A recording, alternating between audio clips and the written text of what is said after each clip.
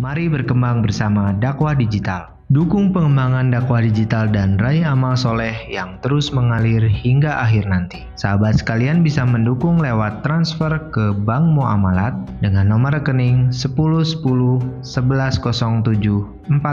atas nama Manajemen Kolbu Digital, atau dapat juga dengan cara scan QRIS di banner ini. Terima kasih sahabat-sahabat. Jazakallah khair. Bismillahirrahmanirrahim. Wal 'asr innal insana lafi khusr illa alladziina amanu wa 'amilus shalihat wa tawassaw bil haqq wa tawassaw bis sabr. Semoga Allah yang mengatur pertemuan ini terjadi.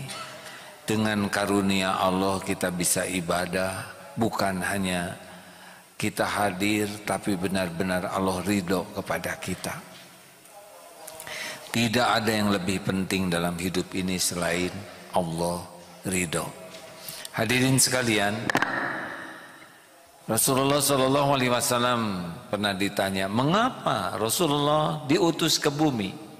Jawaban baginda Rasul simple, tapi inti dari kesuksesan dunia akhirat. Beliau bersabda, innama bu'itstu liutammima makarimal akhlaq. Sesungguhnya hamba diutus ke bumi hanyalah untuk menyempurnakan kemuliaan akhlak. Jadi Nabi Muhammad bersimbah keringat, air mata, darah, berjuang siang dan malam, mengerahkan segala daya upaya semata-mata agar manusia ini, umat manusia, memiliki akhlakul karimah. Mengapa? Karena bahagia itu hanya ada pada akhlak yang mulia. Mulia itu hanya ada pada akhlakul karimah. Dan selamat itu kalau kita memiliki akhlakul karimah. Masalah terbesar dalam kehidupan adalah masalah akhlak. Silahkan simak semua berita, pasti yang bermasalah itu karena akhlaknya buruk. Apa keutamaan akhlakul karimah? Suatu saat ditanya, ya Rasul, ayyul mu'minina afdalu? Siapa orang beriman yang paling kuat imannya, yang paling utama imannya? Jawaban Rasulullah, ahsanuhum khuluqa, orang yang paling mulia akhlaknya. Jadi kalau kita ingin tahu siapa orang yang paling benar pemahaman Islamnya, siapa orang yang paling bagus keislamannya? Sederhana sekali. Jawabannya, lihat akhlaknya. Baginda pun Rasulullah bersabda, aku jamin istana di pinggir surga bagi orang yang meninggalkan perdebatan sekalipun dia benar. Aku jamin rumahmu istana di tengah surga bagi orang yang meninggalkan dusta walaupun sedang bergurau. Dan aku jamin rumah istana tertinggi di surga bagi yang berakhlakul karimah. Semua hadis ini sahih. Bagaimana kalau orang ibadahnya pas-pasan, standar saja? Tapi kalau akhlaknya mulia, maka derajatnya seperti orang yang ahli tahajud dan ahli saum. Walaupun tidak mengerjakan, tapi terkejar oleh kemuliaan akhlak. Timbangan apa yang terberat di akhirat nanti? Salat, saum, haji. Timbangan terberat di akhirat adalah timbangan akhlak. Pertanyaannya, akhlak datang dari mana? Akhlak datang dari hati. Ala inna fil jasadi mudghah idza saluhat saluhal jasadu kullu wa idza fasadat fasadal jasadu kullu ala wahyal qalbu. Ketahuilah bahwa dalam jasad ini ada sesuatu segumpal daging. Kalau dia baik, baik seluruhnya. Kalau dia buruk, buruk seluruhnya.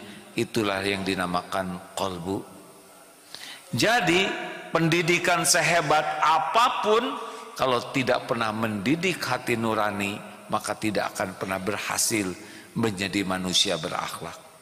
Itulah sebabnya pendidikan agama itu mendidik hati nurani.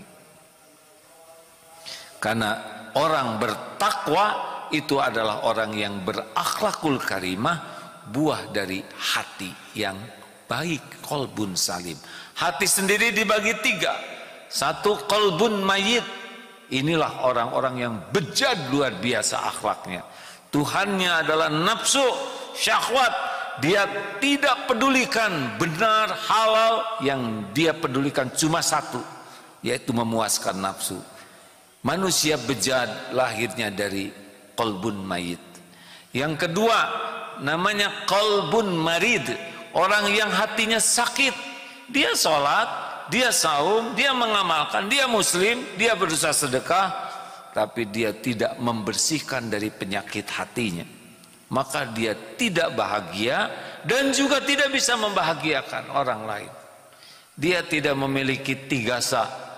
Saya aman bagimu, saya menyenangkan bagimu, saya bermanfaat bagimu. Tidak bisa.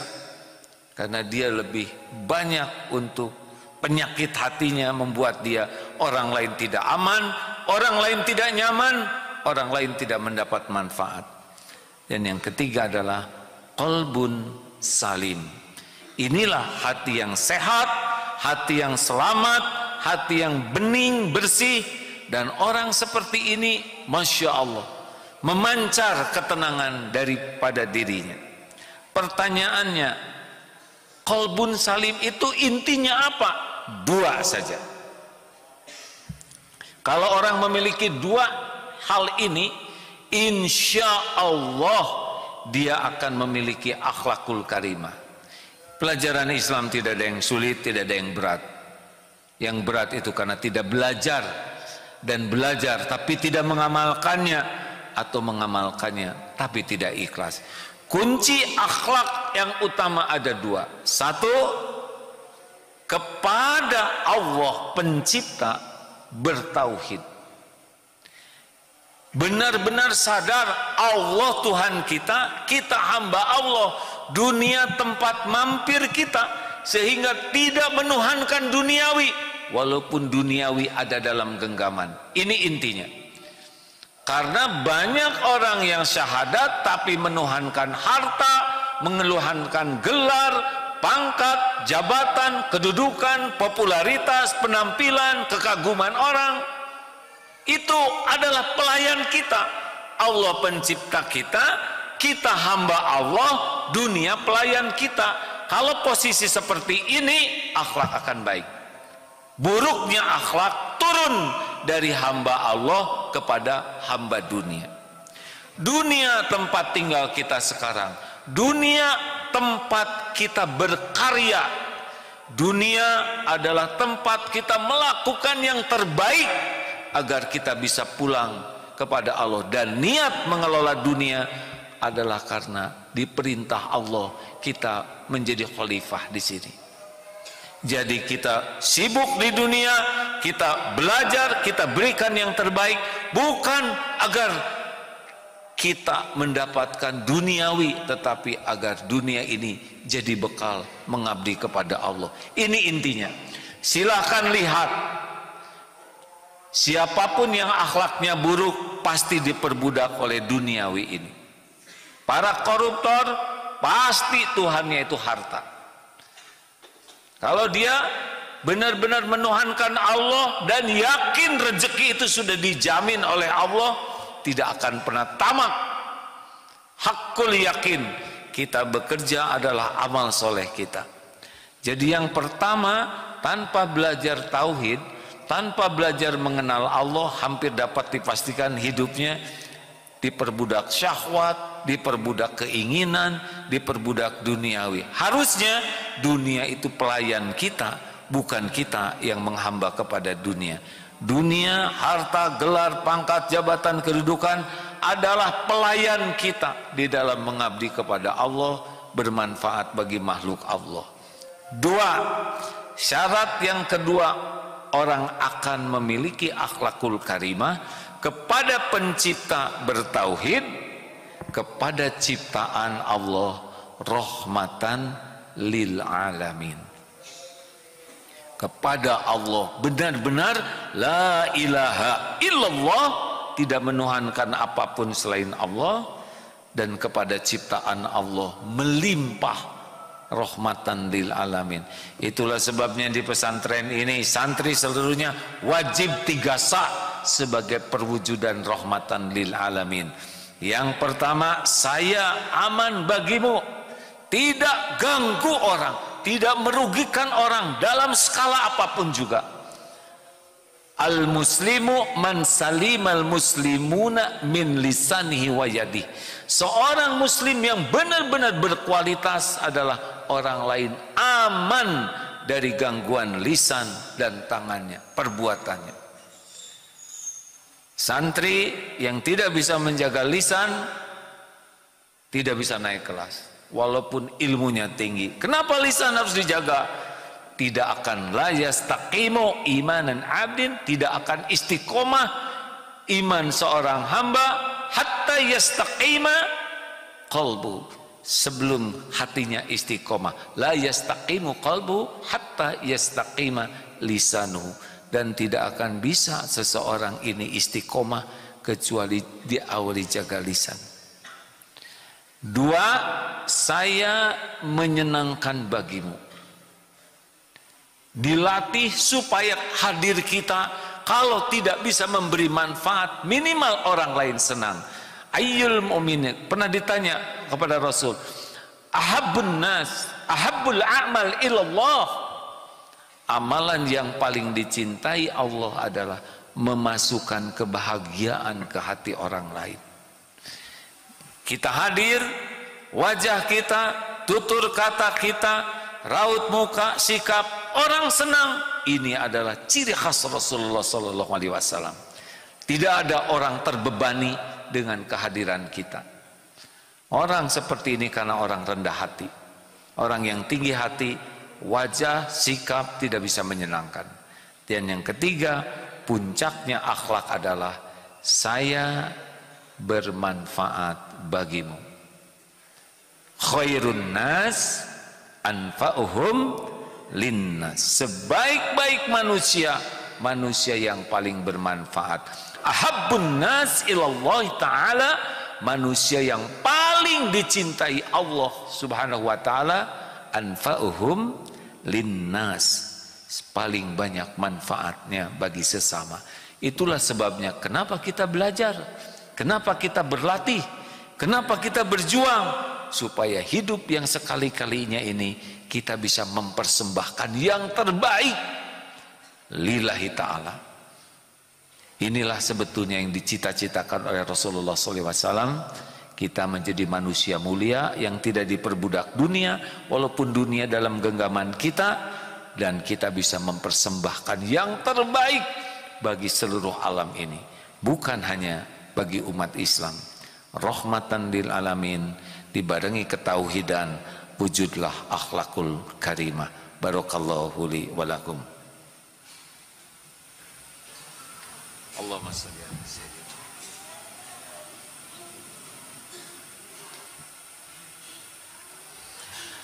Alhamdulillahi rabbil alamin. Alhamdulillahilladzi anzala sakinah fi qulubil mu'minin liyajdadu imanan ma'a imanihim. Allahumma salli wa sallim wa barik ala sayyidina Muhammad wa ala alihi wa ashabihi ajma'in. Asyhadu alla ilaha illallah wa asyhadu anna Muhammadan abduhu wa rasuluh. Hadirin, sebagai penutup, dari mana kita mulai untuk membangun negeri ini menjadi lebih baik? 3M. Mulailah dari diri sendiri, mulailah dari hal yang kecil, dan mulailah saat ini juga. Kenapa mulai dari diri sendiri? Karena perubahan yang utama adalah keteladanan. Gagalnya semua kebaikan perkataan kita adalah karena kita tidak wujudkan dalam pribadi kita. Yang kedua, kenapa harus dari yang kecil? Tidak ada prestasi besar kecuali rangkaian dari prestasi kecil. Allah melihat apa yang kita lakukan. Allah menyaksikan kita berusaha jadi tauladan. Allah menyaksikan kita melakukan sekecil apapun yang terbaik. Dan Allah menyaksikan kita tidak menunda kebaikan yang bisa kita lakukan. Selebihnya Allah lah yang membesarkan kita.